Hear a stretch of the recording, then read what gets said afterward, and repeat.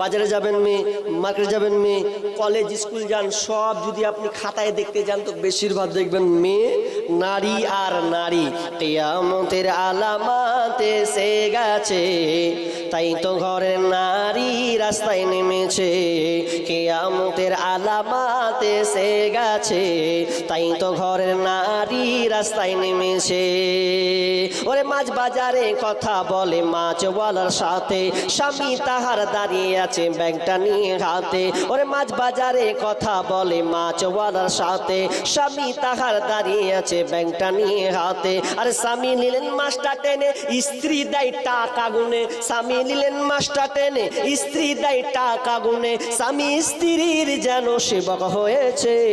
কিয়ামতের আলামত এসে গেছে, তাই তো ঘরের নারী রাস্তায় নেমেছে। কিয়ামতের আলামত এসে গেছে, তাই তো ঘরের নারী রাস্তায় নেমেছে। ওরে হাট বাজারে মার্কেটে যান দেখবে শুধু নারী, কেউ বা আবার সেজে কুজে করছে দোকানদারি। মেয়ের বাজারে বাজারে দেখবেন মেয়েদেরকেও দোকানদার বানায়, বানায় কি বানায় না?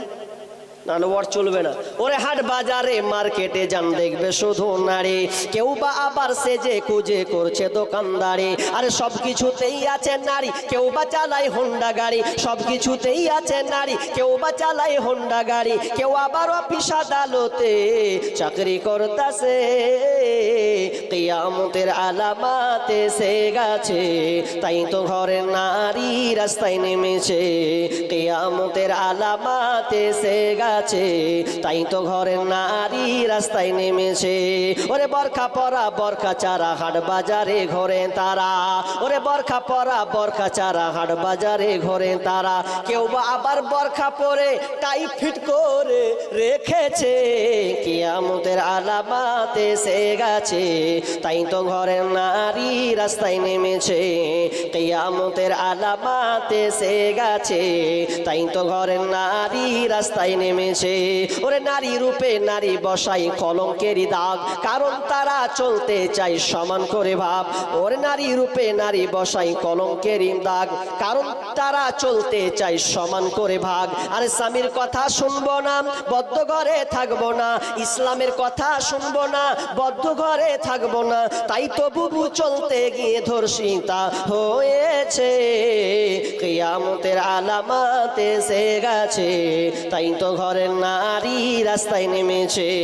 কিয়ামতের আলামত এসে গেছে, তাই তো ঘরের নারী রাস্তায় নেমেছে। কিয়ামতের আলামত এসে গেছে, তাই তো ঘরের নারী রাস্তায় নেমেছে। ওরে মাছ বাজারে কথা বলে মাছওয়ালার সাথে, স্বামী তাহার দাঁড়িয়ে আছে ব্যাগটা নিয়ে হাতে। ওরে মাছ বাজারে কথা বলে মাছওয়ালার সাথে, স্বামী তাহার দাঁড়িয়ে আছে ব্যাগটা নিয়ে হাতে। আর স্বামী নিলেন মাছটা টেনে, স্ত্রী দেয় টাকা গুনে। স্বামী নিলেন মাছটা টেনে, স্ত্রী দেয় টাকা গুনে। স্বামী স্ত্রীর যেন সেবক হয়েছে। কিয়ামতের আলামত এসে গেছে, তাই তো ঘরের নারী রাস্তায় নেমেছে।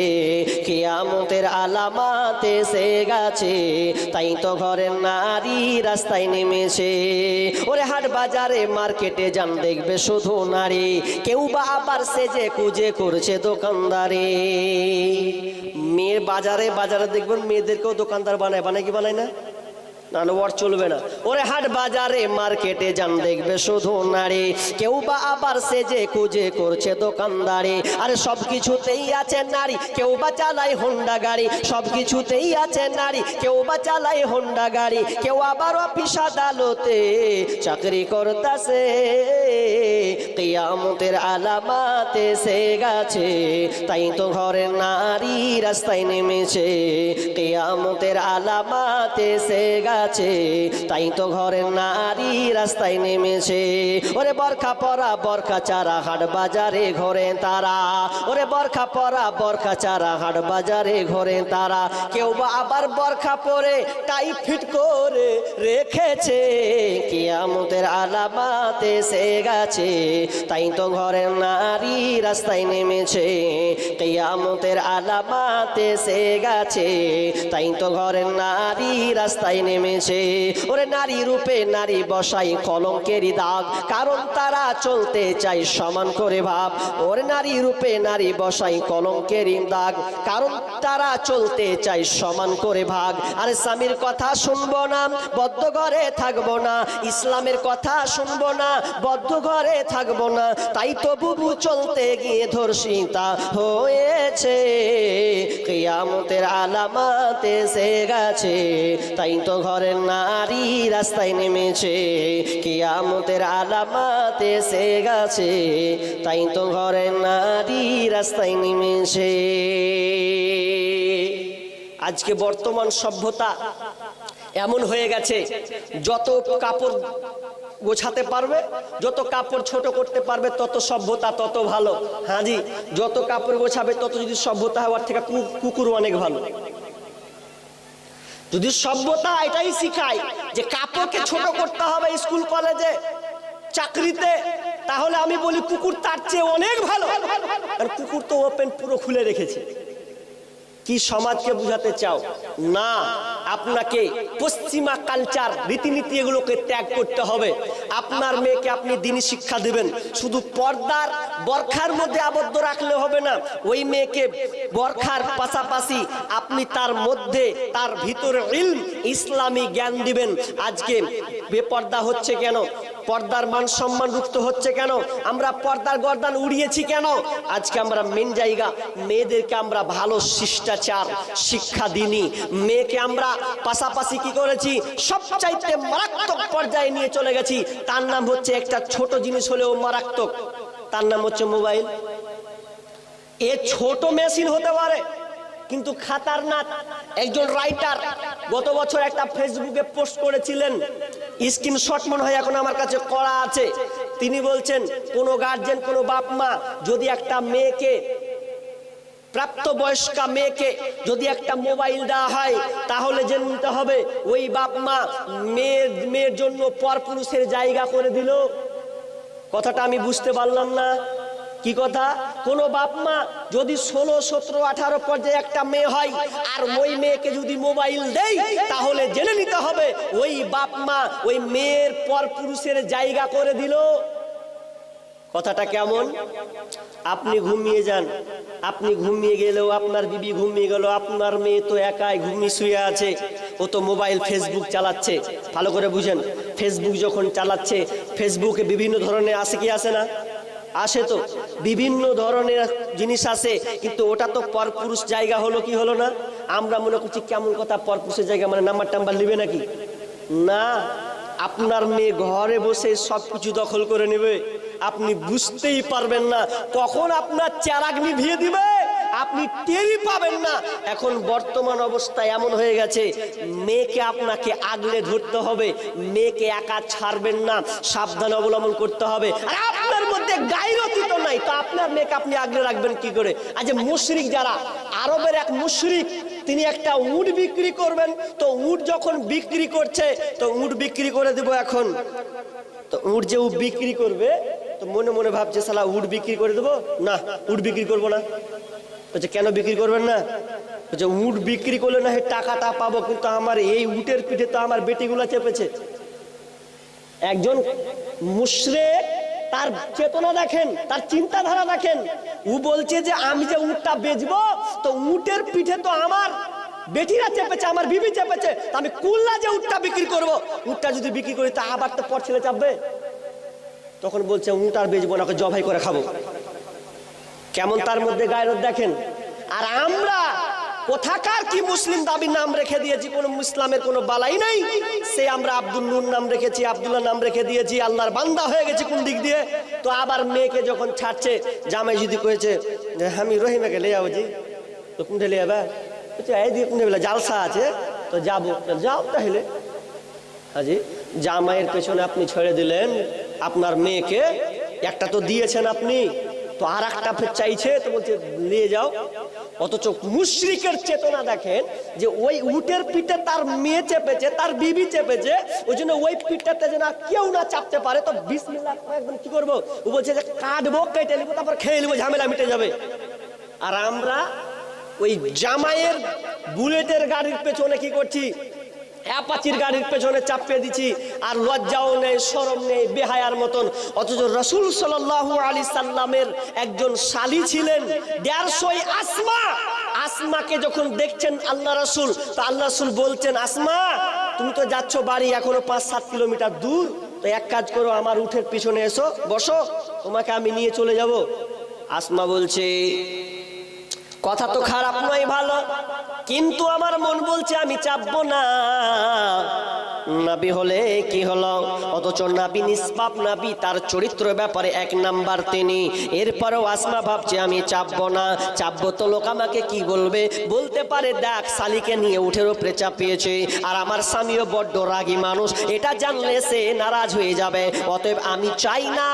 ইয়া রাসূলুল্লাহ, ও দয়ার নবী গো, আপনি যেভাবে আসছিলেন সেভাবে আপনি চলে যান। আমি আসমা হেঁটে হেঁটে এসেছি 7 কিলোমিটার, আবার হেঁটে হেঁটে আবার আমি বাড়ি চলে যাব। আমার কাছে পটলি আছে, কিছু খেজুর লকড়ি আছে, এগুলো আমি মাথায় নিয়ে আমি আস্তে আস্তে আস্তে করে আমি চলে যাব। আপনি আপনার গন্তব্যে আপনি চলে যান। চলে গেছে। আর আজকে আমাদের যদি জামাই বাড়িতে আসছে তো বলছে যা, তো দুলাভাইকে দিয়ে গে কি দে, ডিম দিয়ে গে, চা দিয়ে গে, ওকে একা ঢুকাচ্ছে ঘরে গো, বেহায়ের মতো নির্লজ্জ। আর অনেক মা আছে বেহায়া, যা তো জামে এসে, যা না স্মরণ করবি, খেপে যা, তোরই তো জামে, দুলা ভাই যা, দিয়ে একবার সব আগিয়ে দিয়ে দিয়েছে। जो जाने ना इंटू का मिंटू का सेंटू क्या हो रहा है वो पता नहीं, आगे तो खोज लगाते हैं ওটাকে কিছু আমরা খোঁজ নিলাম না। আচ্ছা একটা কথা বলেন, আমি ছেড়ে দিচ্ছি একটা উদাহরণ, এক্সাম্পল। কি উদাহরণটা আপনি অনেক পুস্তকে পাবেন, অনেক আলেমের কাছে শুনেছেন। আচ্ছা একটা কথা নাই যে বিড়ালকে যদি মাছ জোগাতে দেয়, আচ্ছা মাছ সুরক্ষিত রাখবে? কি বলেন আপনারা? বিলাইকে মাছ জোগাতে দিয়ে গেছে, বলছে বিলাই রে মাছটি আমার জোগা, আমি আসছি। এসে দেখছে তো কিছু নেই, কাঁটা খানটাও নেই, সবই খেয়ে হজম করে দিয়েছে। তো ওই রকমই তো হবে। আপনি যদি আপনার জামাইকে বলেন যা তা বেটি থাকলো নিয়ে যাও, কুঁড়ে নিয়ে যাবা, কি হলো হ্যালো আর গেল, কি আর হবে? পরে দেখবেন দু টুকরা হয়ে গেছে। কত দেখলাম নিজের বউকে দেখে শালিকে ধরে নিয়ে হাঁটলো, পালিয়ে বিয়ে করে নিয়েছে। কত ঘটনা নেবেন আপনি? না, এরকম অবস্থা হবে। এসে গো এখনো আসেনি, বলো না আমার তো একটু ভিতর খালি নোট করছে যে কোন দিনে গেল। আল্লাহর রাস্তে কহেন লেট হচ্ছে, 9:30 বেজে গেল অলরেডি। হ্যাঁ কতক্ষণে আসবো? হ্যাঁ